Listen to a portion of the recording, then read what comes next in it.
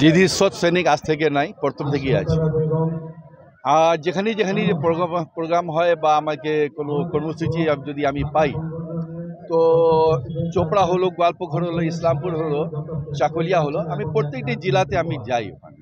কারণ দিদি যদি না থাকে আমাদের জেলাতে কোনো অস্তিত্ব থাকবে না। এর জন্য মানুষের অস্তিত্ব বাঁচানোর জন্য দিদিকে এখানে দরকার আছে। আর চোপড়া অস্তিত্ব বাঁচানোর জন্য এখানে হামিদুর রহমানের দরকার আছে।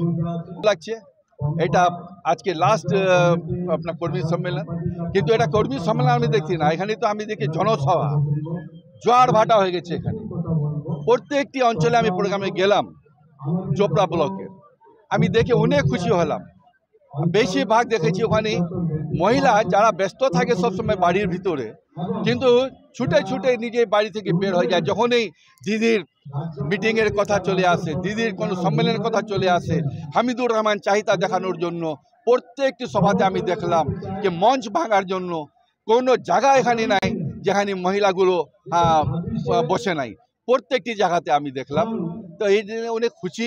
আর দিদি যাদের জন্য যে যে কিছু করেছে, স্পেশালি মহিলাদের জন্য, আজকে মহিলা আমাদের এসে এটা সমর্থন দিচ্ছে যে না দিদি তুমি আমাদেরকে দেখো, আমরা পশ্চিমবঙ্গের মতন আমরা চোপড়ার প্রত্যেকটি ফ্যামিলি, প্রত্যেকটি মহিলা আমরা তোমাদের দেখার জন্য আমরা যথেষ্ট আছি। এটা কথা বলি, হামিদুর রহমান দিদি নিজে বলে যে হামিদুর রহমান আমার একটা টাইগার।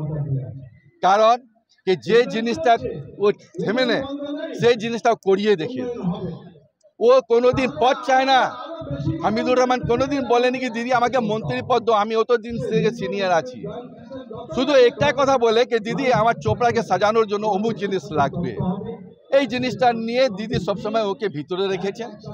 আর আশাবাদী আছি আমি যে 2024-এ যদি আমাদের চোপড়া বিধানসভা একটা ইতিহাস তৈরি করবে হামিদুর রহমানের ফেভারে, তো আশা করি যে দিদি চোপড়া ব্লককে, চোপড়া বিধানসভাকে এবার নিশ্চয়ই একটা ভালো বড় উপহার দিয়ে পাঠাবে, এটা আমি আশাবাদী আছি।